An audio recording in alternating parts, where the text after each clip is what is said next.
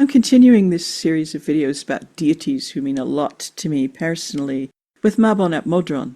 I love talking about Mabon, but as a result, I've already made a lot of videos about him, both factual and devotional, and I run an annual free event and an annual class about him, so I'm wondering whether it's possible to give you anything new here, but I'll try. My understanding of Mabon is pretty dynamic. It's constantly expanding and deepening. I mostly don't perceive Mabon and Maponos as different deities, or like different cultural expressions of the same deity, who are highly compatible. It's been a challenge to make separate videos about them for this series. In the Maponos video, I spoke about how I got my start with Maponos while visiting a place called Mabon in Scotland. So I already had that going on before I moved back to the US. It was around that time that I really started to study Welsh literature like the Mabinogi and Culhwch and Olwen.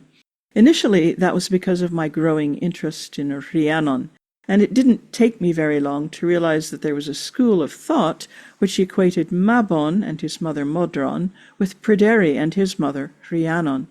So things got interesting pretty fast. Again, you can find more depth and detail about all this in some of my other work. I'll put together a PDF download to go with this video, where I'll try to link most of the videos and articles. From there, you'll find references to primary sources too. And by the way, I just want to say something about the things I offer for free. You don't have to give your email address to get my free PDFs. It isn't an exercise in expanding my mailing list. You can just grab them. I do need your email address for events because I have to be able to send you the Zoom link and stuff. But even then, you don't end up on any long-term mailing list. If you want to get my newsletters, you can sign up for them on most any page on my website. Okay, back to Mabon. One aspect of Mabon's story which touches me deeply is the story of his imprisonment in Caer Loyw, Gloucester Castle. In the story of Culhwch and Olwen, we learn that Mabon has been missing since he was a few days old, but as the heroes of the story begin to search for him, they're led all over Wales by a succession of impossibly ancient animals, until they come to the oldest animal of all, the salmon of Llyn. Along the way, each animal tells a story about their own life. The blackbird so old that she's worn away an entire anvil, sharpening her beak on it. The stag, who's seen an oak grow from an acorn, become a mighty tree, and finally die of old age and decay. This seems to be placing emphasis on the great age of Mabon himself, and how he's been missing for eons. But the salmon has heard Mabon lamenting from within the dungeon of Caer Loyw on the banks of the River Severn, and leads a rescue party to him. Mabon is then freed to take up a crucial role in the hunting of a monstrous boar, which is at the center of the story of Culhwch and Olwen. Mabon, the lamenting prisoner, might be seen as a pathetic or miserable figure at first glance, but I think there's more going on than just a sad story about a stolen child. I'll talk more about that in a moment. But I've also wondered why this aspect is the one I often come back to interpret and reinterpret. Like Mabon, I was separated from my mother as an infant. I was given to other people to raise. It didn't turn out to be a great situation. I wasn't abused, but I was neglected and subjected to a lot of trauma. It very much felt like prison. But it was the childhood I was given, and I didn't entirely waste it. I learned many things. I was lucky to have music lessons and books and a lot of curiosity. It felt like a long incubation period in which I did what I could to build a person who could do something once I got out. But there was also a lot of lamentation. If I came out of the chrysalis a bit damaged here and there, well, so do a lot of people. But I've done my best. That stuff never leaves you. I still sometimes see myself as a prisoner, stuck somewhere with no companions, exiled from the place I feel I belong. Some wounds can be healed, others just have to be tended, and I feel like Mabon is a deity who can meet me with patience and understanding and healing in that dark, lonely part of myself. If you enjoy my videos, you might like to join one of my online classes. Some classes have tiered pay-what-you-can pricing, and there are often scholarships available for the more expensive classes. To hear about these when they're announced, you can go to my website and subscribe to my newsletter, or follow me on my Patreon page. At this point, I need to get into the facts of Mabon, and particularly the imprisonment aspect of him. In Gaul, Maponus was associated with a healing spring, where an inscription on a lead tablet had been thrown into the water. The inscription isn't easy to interpret, but appears to be a request for healing. And one thing that's clear is that Maponos is being asked to intercede with underworld spirits. While I'm not 100% sure what these spirits are they gods? Are they more like the Irish she? It does tell us that Maponos was seen as able to communicate with these spirits and influence them. In Killacanolwen, the imprisoned Mabon is discovered lamenting in his prison in Caer Loiu. Since the salmon hears him from outside the wall, it seems likely that this prison is below or near the water level. Could this be a metaphor for Mabon's ability to access the underworld? Is the proximity to water, particularly the sacred River Severn, important here? The sanctity of wells and the sanctity of rivers are probably of equal importance, just with different nuance. As I see it, Mabon has many reflexes in Welsh literature, which probably echo earlier myths now kind of lost to the mists of time. While the heroes are searching for Mabon, they encounter a figure called Gliewi. He might be seen as a personification of the Roman founders of Caer Loiu, and he also keeps a prisoner, a man called Aeddoil, who is said to be Mabon's cousin. Aeddoil is the son of Eir, or sometimes Nair. Nair might in turn refer to Unner, said to be the husband of the shadowy Saint Modron, who is probably a reflex of Modron, mother of Mabon. That one is a bit circular. After Mabon is freed, he goes to Brittany with Arthur to get some important hunting dogs. They have a companion on this trip, someone called Gwari Gwath Éireann. This is probably the same as Guri Gwath Éireann. Guri Gwath Éireann was Pryderi's childhood name. Pryderi, of course, is imprisoned in a fortress with a magical well in the third branch of the Mabinogi. Prisons and water once again. It's been remarked that Gwari sounds a lot like Gwire. Now, full disclosure, Gwari, Guri, and Gwire all have different meanings, but they may still be a play on a single name. There is a Gwire who seems to be a lot like Mabon. He's mentioned in the book of Taliesin, where he's imprisoned in some kind of otherworld fortress called Caer Siddi, Fortress of the She, or something like that. Although the Welsh don't normally use the word she, they chose to borrow it from the Irish in this case. So Gwire is described like this. Maintained was Gwire's prison in Caer Siddi throughout the tale of Pwyll and Pryderi. No one went there before he did, into the heavy grey chain that guards the loyal lad, and until doom our poetic prayer will continue. That does sound a lot like Mabon lamenting in his prison in Caer Loiu. In another poem, Caer Siddi is described as having fountains sweeter than white wine. There it is again, prisons, fountains. So while we're on the subject of prisoners and chains, let's also think about the mysterious stanza from the Gododin, which is attributed to the poet Aneurin. I'm no weary lord, I avenge no wrong, I laugh no laughter. Under crawlers' feet in a house of earth, a chain of iron around my ankles. Not I, Aneurin, Taliesin knows it, sang to Gododin before the day dawned. The scholar Patrick Ford, among others, remarked on the similarity of this scene to the description of Gwire, someone chained up, possibly underground, associated with great poetry. There are a few theories about this. Aneurin might be describing a practice carried out by poets. It could be a kind of initiation practice, or it might be something poets did to reach an altered state of consciousness.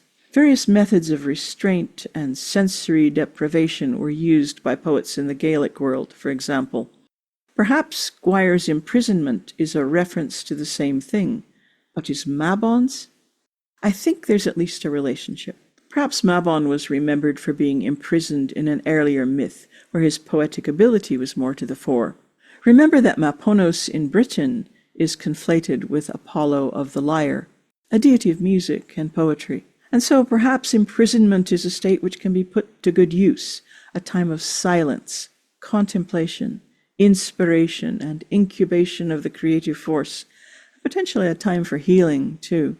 The devotional I'm going to share with you has been on my channel for a while, but it seems like a perfect way to end this video. This one has visual imagery you might like, or you can close your eyes. So if you need to pause this to light a candle or get comfortable, do it now.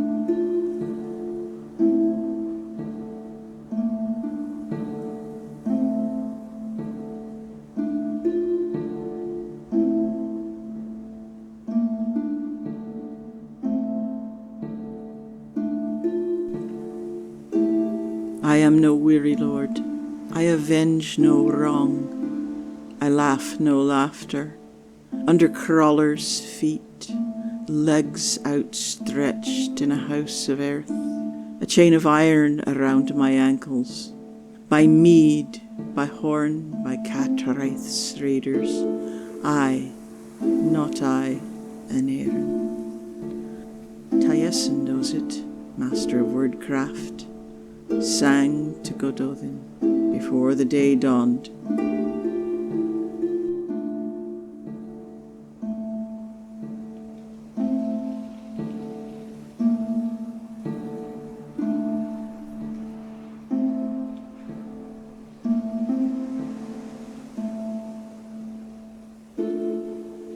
Maintained was Gwyre's prison in Caer Sithí, through the tale of Puich and Pryderi. No one went there before him, to the heavy grey chain that restrained him. In Anuvan lamented the loyal laddie, our bardic prayer will resound until doom. 3 shiploads of Prydwen we entered in, save 7, none returned from Caer Sithí.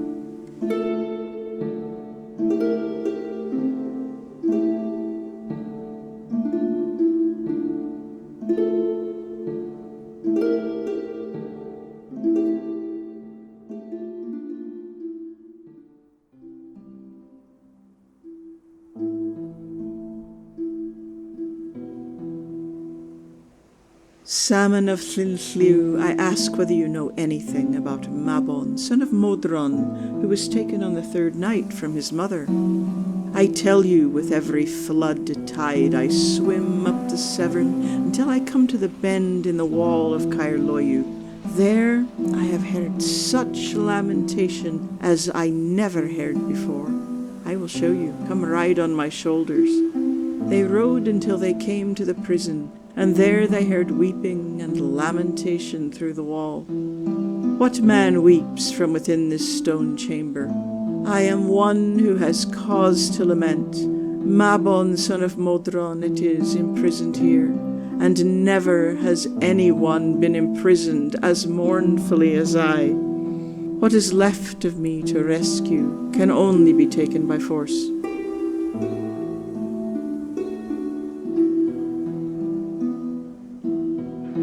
After that, Mabon was freed from his prison by Arthur.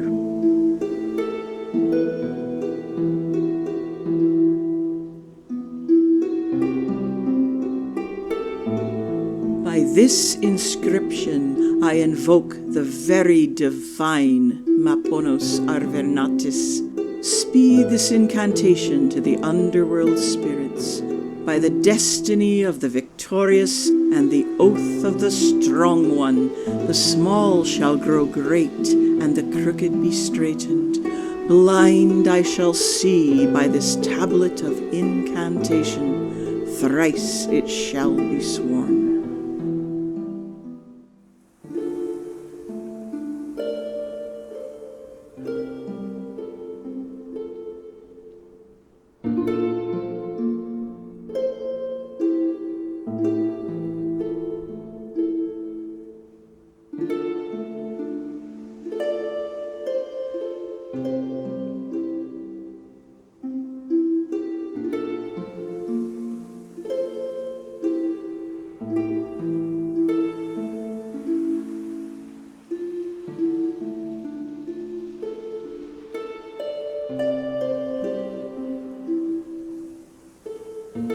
Aneurin speaks of being underground, under crawlers' feet in a house of earth. Why is he there? Why is he lying legs outstretched with a chain of iron around his ankles? He is imprisoned, perhaps willingly, perhaps to aid his bardic inspiration. I, not I, he says. Is he describing the somewhat dissociated state of transcendence, the loss of self to the greater whole? He mentions Taliesin, the master of wordcraft.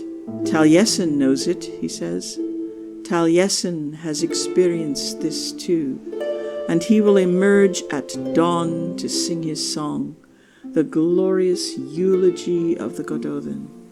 Has he composed it overnight, bound in his house of earth, like the bardic students who composed their poetry in the dark on their beds or with a stone on their belly? Did Aneurin, the living bard of the Gododin, compose these lines while bound in the dark? Or did a later poet lie in a house of earth, bound with a chain of iron, channeling the lines, in some sense melding his spirit with the spirit of Aneurin, reaching through the darkness to receive the poem?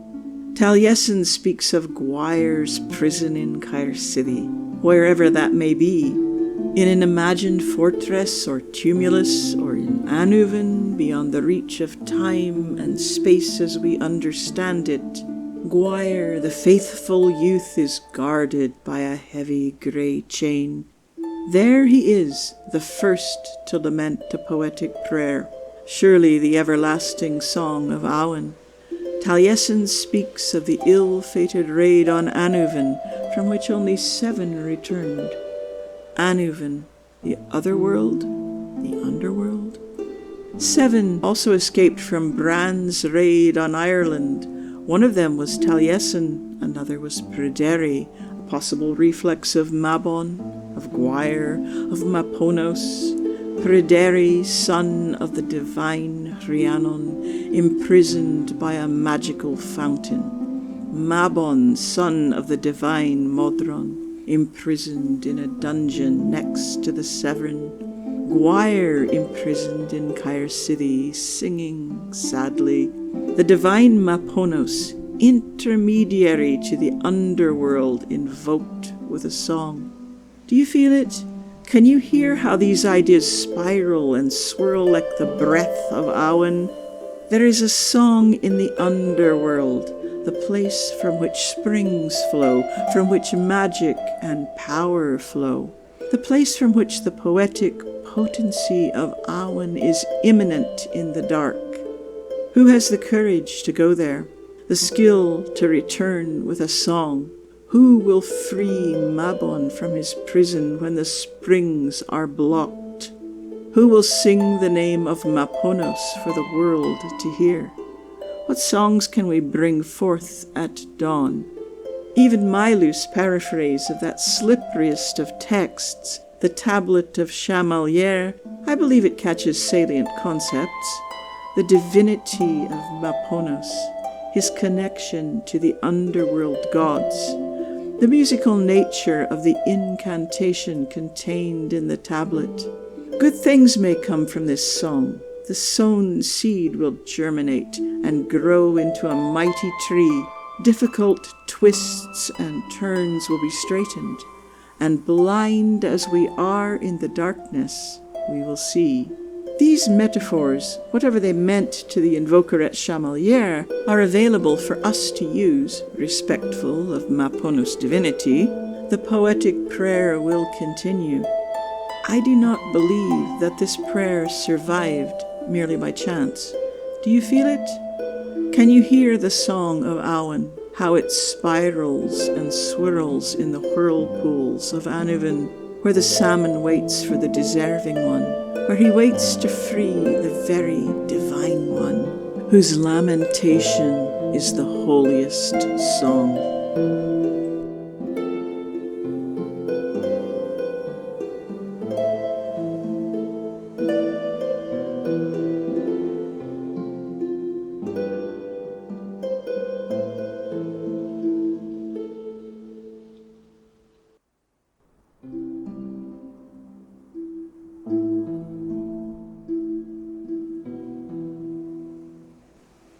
I am no weary lord, I avenge no wrong, I laugh no laughter, under crawlers' feet, under crawlers' feet, legs outstretched in a house of earth, in a house of earth, a chain of iron around my ankles, a chain of iron around my ankles, by mead, by horn, by Catwraith's raiders, I, not I, an Éireann, I, not I, an Éireann, I, not I, me na vi Éireann, Taliesin, master of wordcraft, Taliesin knows it, I, an Éireann, sang to Gododin before the day dawned.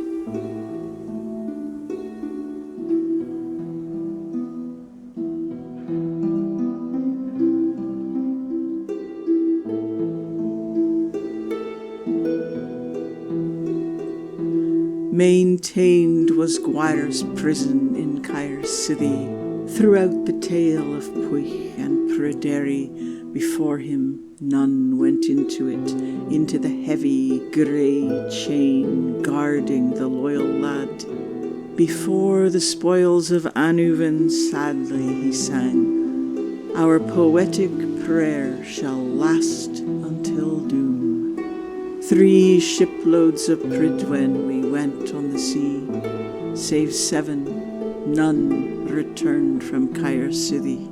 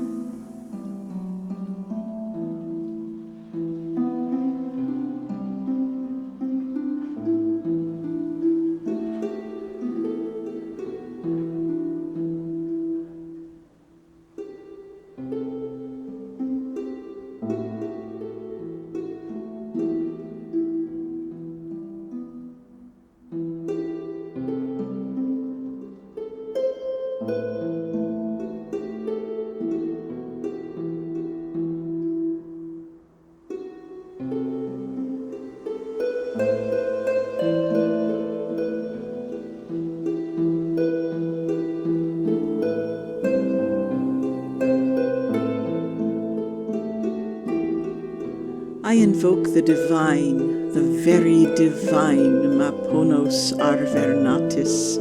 Speed this incantation to the underworld spirits. The small shall grow great, and the crooked be straightened. Blind I shall see by this tablet of incantation. I invoke the divine Maponos Arvernatis.